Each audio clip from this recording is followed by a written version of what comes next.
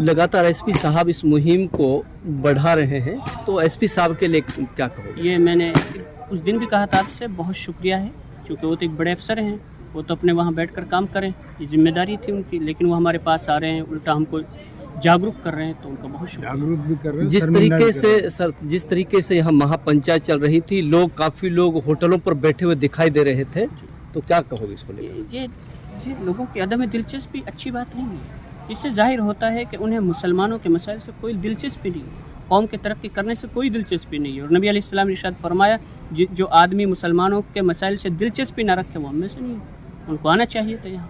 फिरोजपुर झिरका में अमन कमेटी के द्वारा ये नशा मुक्ति महापंचायत आयोजित की गई है, जिसमें मुख्य अतिथि एसपी साहब आए हैं, तो क्या कहोगे इस मुहिम को सर? ये बहुत ज़रूरी थी समाज को सुधारने के लिए, इससे ज़्यादा ज़रूरी कुछ नहीं है, इसलिए कि इसके ज़रिए से जो हमारा फ्यूचर है, हमारी औलाद है, हमारे बच्चे हैं, उनकी देखभाल, उनकी तरबियत वो इसके ज़रिए सुधरेंगे। क्योंकि अगर वो निकल गए हमारे हाथों से, तो हमारे हाथ में तो कुछ नहीं, हम क्या करें उस माल, जिस माल को लेकर बच्चे ज़ाये हो जाए, छोटे बर्बाद हो जाए, कोई फ्यूचर ना हो, इसलिए चीज़ें ज़रूरी है। तो ये बहुत अच्छा इकदाम है। सर, मेवात में जो लगातार नशा ये फैल रहा है, इसकी क्या वजह आप मानते हैं?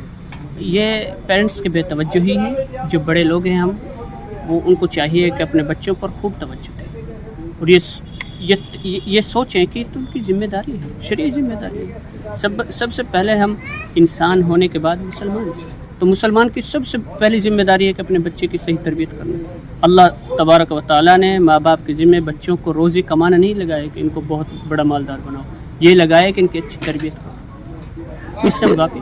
लगातार एसपी साहब इस मुहिम को बढ़ा रहे हैं, तो एसपी साहब के लिए क्या कहोगे? ये मैंने उस दिन भी कहा था आपसे, बहुत शुक्रिया है, क्योंकि वो तो एक बड़े अफसर हैं, वो तो अपने वहाँ बैठकर काम करें, ये जिम्मेदारी थी उनकी, लेकिन वो हमारे पास आ रहे हैं, उल्टा हमको जागरूक कर रहे हैं, तो उनका बहुत शुक्रिया। जागरूक भी कर रहे हैं, जिस तरीके से यहाँ महापंचायत चल रही थी, काफ़ी लोग होटलों पर बैठे हुए दिखाई दे रहे थे, तो क्या कहोगे इसको लेकर? ये लोगों की अदम दिलचस्पी अच्छी बात नहीं है।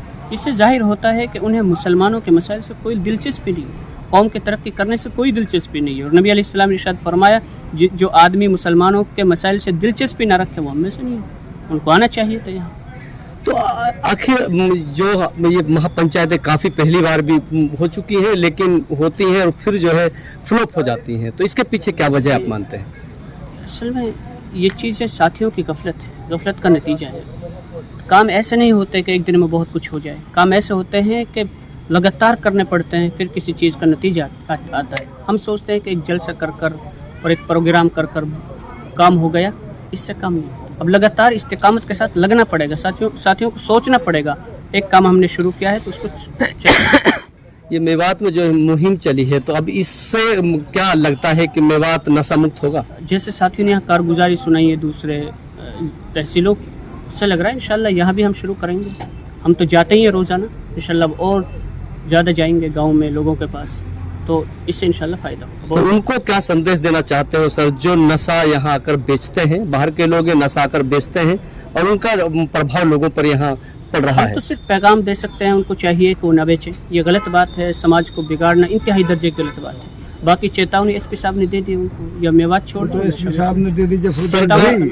सरकार कहती है कि मेवात और हरियाणा नशा मुक्त हो, लेकिन गांव-गांव में अगर देखा जाए तो मदिरा पान जो ये वहाँ पर शराब के ठेके वहाँ खुले हुए हैं, तो उनको लेकर क्या कहोगे? इसको सरकार को सोचना चाहिए। कभी सुबह में भी और हर रोज़ ही आती है ऐसी बातें कि जी फलां जगह ठेका लगा हुआ है, वो इतने जराइम क्राइम हो रहे हैं बहुत ज़्यादा। इसकी तरफ एसपी साहब को वैसे हमें अभी तवज्जो दिलानी चाहिए थी कि जी इस तरह के कामों में आप हमारे ताउन कीजिए, इंशाल्लाह कोशिश करेंगे।